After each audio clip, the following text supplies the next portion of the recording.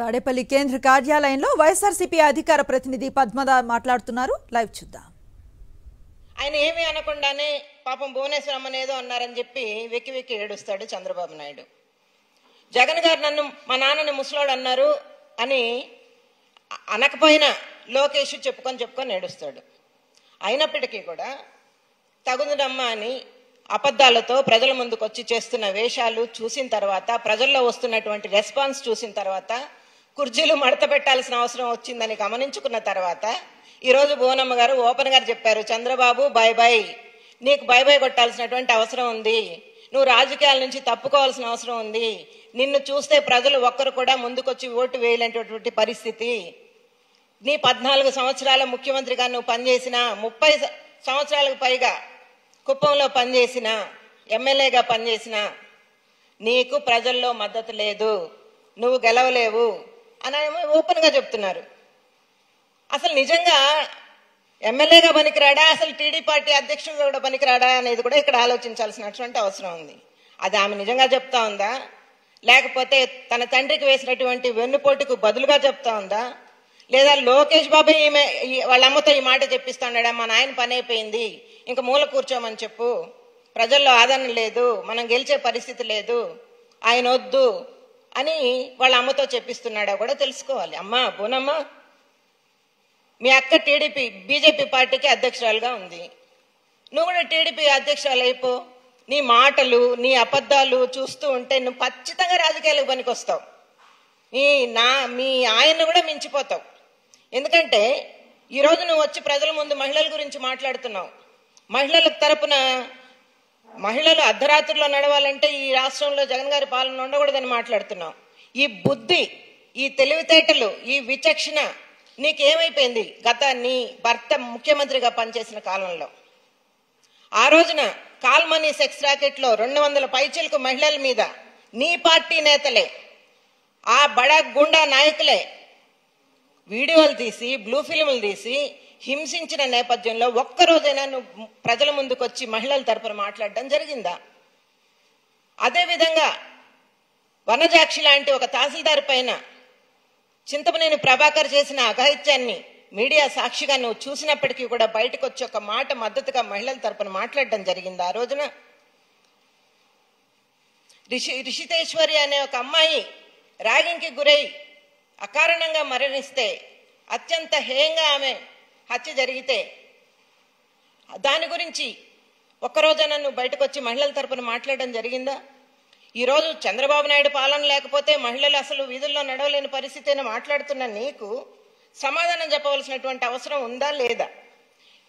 ఇంతెందుకు, కుప్పంలోనే సాక్షాత్తు ఒక బీసీ మహిళ వైఎస్ఆర్సీపీ పార్టీకి మద్దతుగా ఒక మీటింగ్ కి హాజరై వచ్చిందంటే ఆమెను బట్టలుడదీసి వీడియోలు చిత్రీకరించి హింసించిన నేపథ్యం, ఆ రోజు కుప్పం ప్రజలకు జరిగిన అన్యాయం, నీకు ఓట్లేసినారో లేదో, నీ కుప్పంలో ఒక ఓటర్కి జరిగిన, ఒక సామాన్య పౌరురాలకు జరిగిన, ఒక బీసీ మహిళలకు జరిగిన అన్యాయం ఆ రోజు నీకు గుర్తు రాలేదా? ఆ రోజు ఆమెకి సంఘీభావం తెలియజేయడం జరిగిందా? ఒక దళిత మహిళ పెందుర్తిలో బండారు సత్యనారాయణ ఆధ్వర్యంలో బట్టలుడదీసి అన్యాయంగా మా అసైన్డ్ భూమిని లాక్కుంటున్నారని ఆమె అడ్డుకుంటే, ప్రాధేయపడితే హింసించిన నేపథ్యం ఆ రోజు నీకు గుర్తు రాలేదమ్మా? అసలు మహిళల గురించి మాట్లాడే కనీస అర్హత,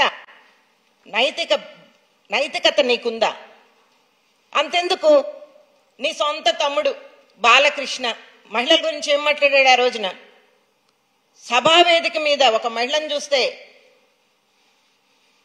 ముద్దెట్టుకోవాలి లేదా కనుపన్న చేయాలని మాట్లాడాడు. ఇటువంటి నీచమైన బాలకృష్ణ లాంటి మగాళ్ళు, అచ్చోసిన రాంబోతులు సమాజంలో ఉంటారు అక్కడ. వాళ్ళని ఏం చేయాలి? చంపేయాలా? కాల్చి చంపాలా? వీటన్నిటికీ సమాధానంగా నువ్వు ముందు మహిళల గురించి మాట్లాడే ముందు వచ్చి గతంలో జరిగిన ఈ నేపథ్యాన్ని అంతా కూడా చెప్పి, క్షమాపణ చెప్పి, నీ పార్టీ తరపున, నీ నాయకుల తరపున, నీ తమ్ముడి తరపున, నీ తమ్ముడు లాంటి యదవల తరపున క్షమాపణ చెప్పి, ఇటువంటి నీచులున్నంత వరకు సమాజం బాగుపడదు, వాటిని మేము అడ్డుకుంటాం. మహిళలుగా నా పార్టీ అయినా, బయట వాళ్ళైనా, ప్రతిపక్ష పార్టీ అయినా, అధికార పార్టీ అయినా మేము వ్యతిరేకిస్తాం, మహిళల తరపున నేను నిలబడతామని మాట్లాడినట్టయితే నీకు ఏదైనా ప్రజల్లో ఒక వివేచన, ఆలోచన కలుగుతుందేమో, మీ మాటల మీద నమ్మకం, విశ్వాసం ఏర్పడుతుంది ఏమో. కానీ 14 సంవత్సరాల చంద్రబాబు నాయుడు పాలన చూసిన తర్వాత ఈ రోజు కూడా ఏం మాట్లాడుతున్నావు నువ్వు? అక్కడెక్కడో పాపం నీ భర్తకి మూటలు మోస్తాడు లేదా దొంగ ఓట్ల బేరసారాలు చేస్తాడు కదా, ఆ ప్రభుత్వం పక్క రాష్ట్ర ప్రభుత్వం.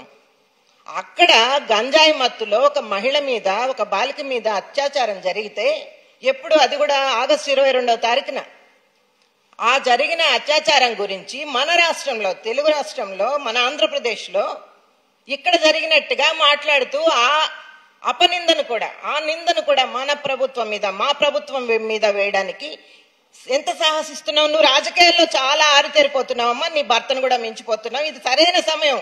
నీ భర్త ఎలాగో పనికిరాడని నువ్వే చెప్తున్నావు. బై చంద్రబాబు, మూలను కూర్చో, నేనే కుప్పంలో పోటీ చేస్తానని చెప్తున్నావు ప్రత్యక్షంగా వచ్చి. నువ్వు కరెక్ట్ గా పనికొస్తావు, ఎందుకంటే మీ భర్తను కూడా మించిపోతావు.